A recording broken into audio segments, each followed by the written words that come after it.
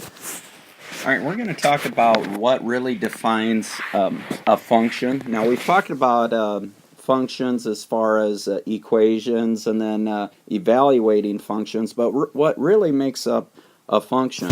And in your notes, I want you to write this down. A function is when every member in the domain. And remember, domain, it can represent, when you're graphing, the domain can represent the x-axis or the coordinates. The domain has a unique and specific thing that it's lined up with in the range. So in other words, if we're talking about ordered pairs, if I had the ordered pair 1, 2, the domain or the x-coordinate can only be matched up with one unique thing in the range. And notice here that 1 is going with 2. Now I cannot have another ordered pair where 1 is matched up with 3 if it's going to be a function. Because notice here that the word unique is being used. So in other words, 1 can only have one unique value that it's matched up with.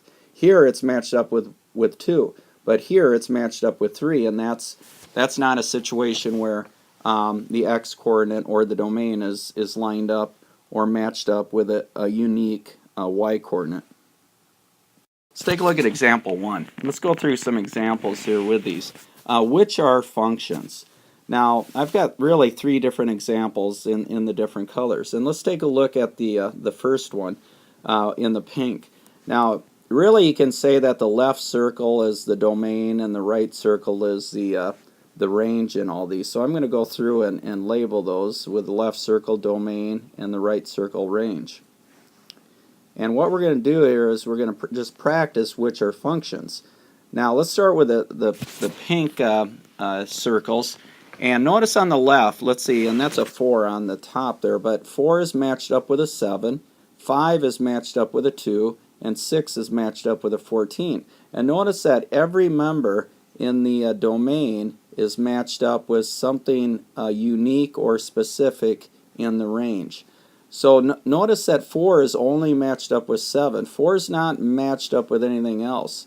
And 5 is just matched up with a 2, and 6 is just matched up with a 14. And each of those values in the domain has a unique pairing with something in the range. So the pink one here, that's a yes, this is a function. Now in the blue, let's take a look at this. Now y has a unique pairing. It's matched up with something something in the second circle. It's matched up with p. Now a is matched up with the x, but notice what happens with m. M is matched up with the x, but also m is matched up with a 5, and that can't happen. So in the blue, that's a no. Now I want to go back to the pink, and another way to show this is with ordered pairs. So in other words, I have the ordered pair of 4, 7. Okay, so really you could look at that first circle as being the x-coordinates and the second circle being the y-coordinates. I have 5, 2, and I have 6, 14. And notice that each of these x-coordinates has a unique value that it's matched up with. But look at the blue.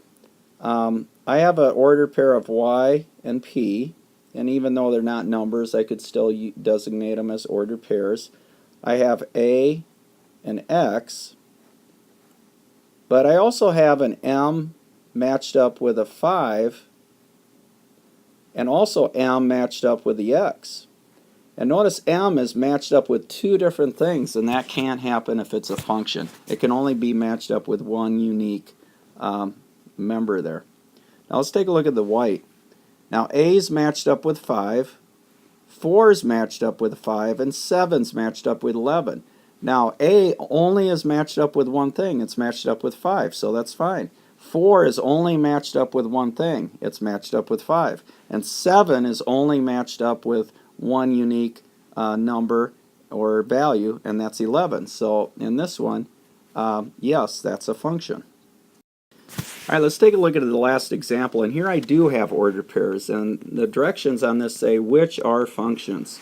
Now what I want to really look at is to make sure that every x coordinate, and I'm just going to go through here quickly and just mark or label the x coordinates. Remember, that's the first number or the first value in every ordered pair. Now the x coordinate can only be matched up with one unique value. And let's take a look at A. Now notice here that 2 is matched up with a 1 here. But over here, 2 is matched up with a 2. That can't happen. So this is a no, that's not a function. Now in B, notice that 1 is matched up with 2. That's fine. 1 is matched up with another 2. You know, and still that's unique. The only thing that 1 is matched up with is 2, even though they repeated it. And then I have a 2, which is different from the the other ones that's matched up with a 2. So everything's good there.